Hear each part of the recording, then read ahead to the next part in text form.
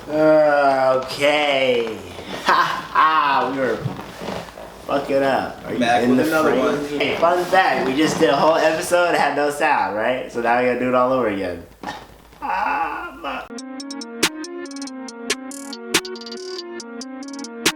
You're watching Anime Sundays. Alright everybody, welcome back to Anime Sundays, the show where we talk about anime on Sundays. I'm here live in Atlanta, Maryland again with my boy DB. Back for another one. We are back to discuss some very interesting topics for you today.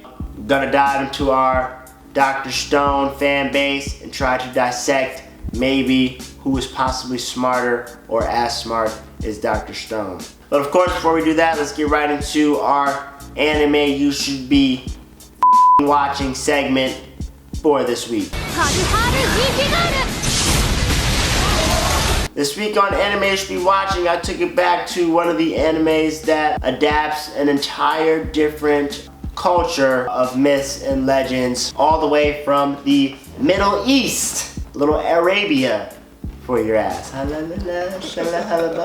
This week's segment goes out to the anime Moggy, The Labyrinth of Magic, specifically the first series in line with all the other series that are spin-offs of the show. Quick synopsis of Moggy: it focuses around a young boy named Aladdin, oh yeah, surprise, shocker there, who was isolated from the world for many years and was raised by this magic genie who in the anime, his name is Ugo, and he is known as a jinn. He's a very tall, huge blue genie that exists inside Aladdin's magic whistle, and he has no head, which is later explained in the anime. Basically, Aladdin and Ugo travel off. They run into one of their future companions in the show, a man named Alibaba, who has dreams of capturing one of the dungeons in the city closest to them,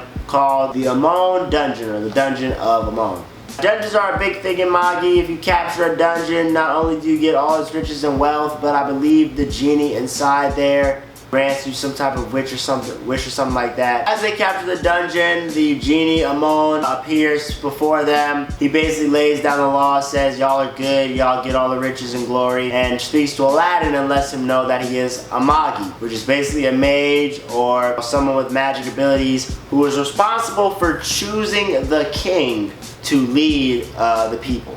Moggy's got some pretty good battles in there. It's not necessarily a magic anime. I know a lot of you people kind of refer to a Fairy Tale, Black Clover, Wiseman's Grandchild as magic animes, but it's really more of a like old folk tale mythological anime based on the folk tales of, you know, the 40 Thieves. Sprinkles of magic. Yeah, Aladdin and Sinbad of the Seven Seas, all those old folk tales with some magic elements in there. Even in the dungeon, they have battles against a slave girl named Morgiana, who they eventually free, and she ends up joining their battle, or at least joining Alibaba on future adventures. And if you want to watch Moggy, it's all on Netflix, I believe. I don't know if all three of the seasons or three of the spin-offs are on Netflix, but I'm sure the first few are. And I know Crunchyroll also has a first few as well. So, go check it out. It is very dope anime. 行かないんだ。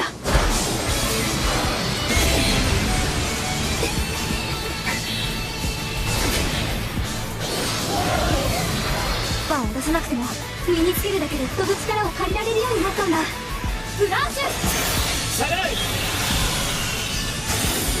ラムですハルハル人気ガール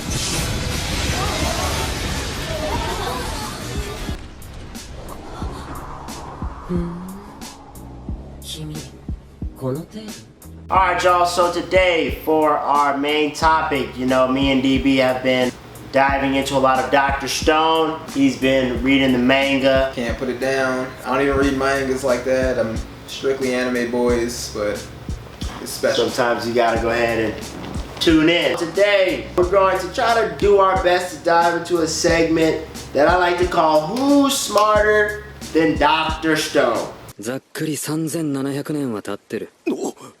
We are basically going to pick one character each to compare against Senku in just overall intellectual ability. As you all know, Senku is a scientific genius and is, doing his best to rebuild the modern day world that we know. What we are going to do is pick anime characters, or really just an anime character, who we think might be able to either do the same thing as Senku or even do it a little bit better.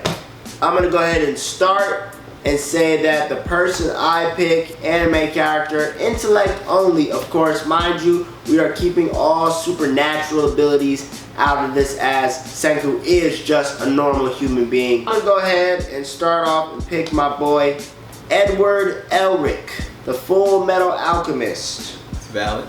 I picked Ed because, one, he has great survival instincts. The man trained on an island with him and his brother at like 10, had to survive there for, I believe, a week on their own, just doing the normal cooking, eating, hunting, while still just surviving the dangers of the wild. Even though alchemy may not be considered a real science in a fashion, I believe that the intellectual property that goes into knowing all that science means you probably have to know basic science to begin with. You can't be a master alchemist if you don't know simple science and mathematics. You gotta have a firm background in it.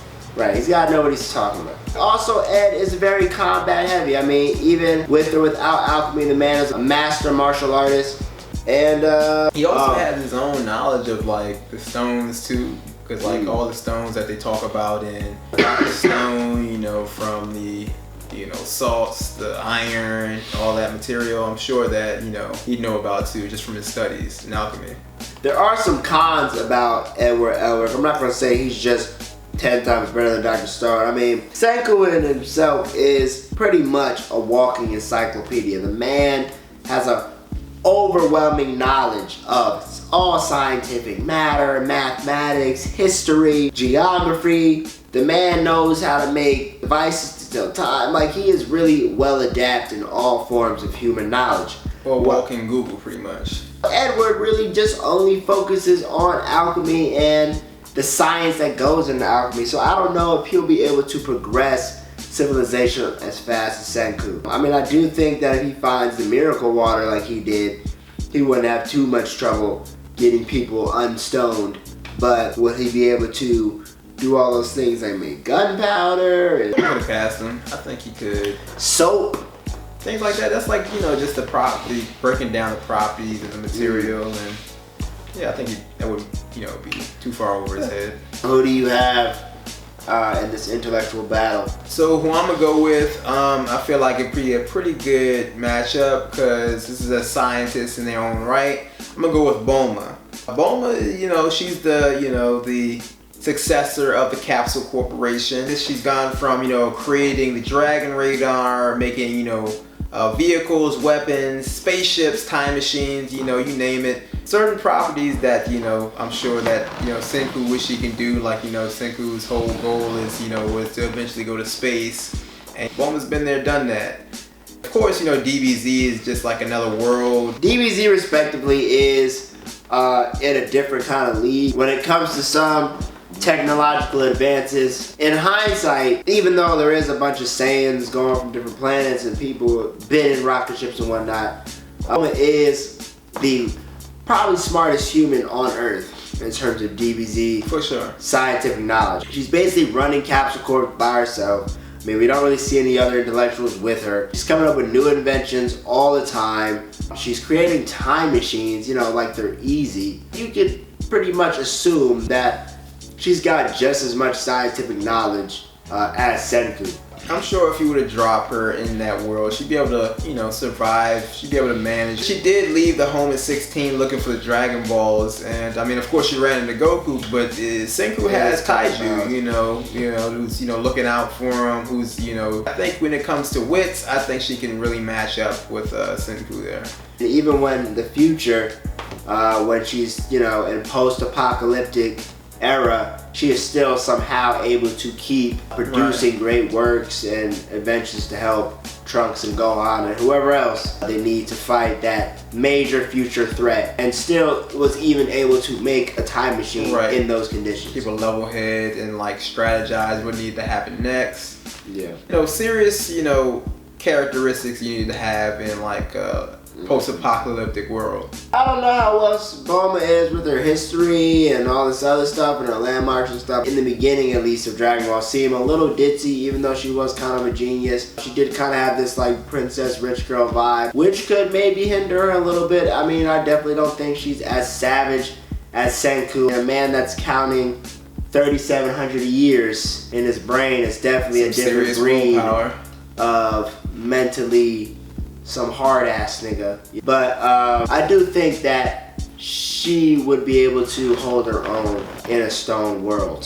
So yeah, those are our picks of our intellectuals. I know all of you got a bunch of other intellectuals, Light, L, Lelouch, all those guys, Shikamaru. But I mean, at the end of the day, they're really more of power-driven and strategic battle characters. They look for more ways to outsmart their opponents in fights. I don't think they're doing much when it comes to rebuilding civilization, even though they are pretty smart. I think maybe Light or Lelouch could maybe survive a little bit. That's more so like cleverness. I'm not sure how, you know, well based in science all that lies. I think Light is pretty knowledgeable when it comes to... Clearly Light's good at everything apparently, because Light's pretty good at like scientific knowledge stuff. I don't know about Lelouch, but I know he's pretty much a genius too. But yeah, if you guys have other intellectuals that you think might be on par with Dr. Stone's intellectability in terms of really any area that they might be able to compare,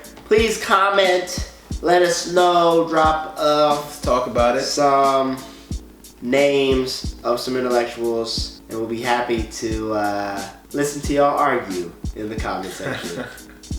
We're about to be out of here. Oh yes, this is Anime Sundays episode 25. Woo! Cue the applause. Cricket. Fucking cricket. For all you who are here since the beginning, we appreciate you kindly. Anyway, till next time, I'm out of here. Fuck this shit.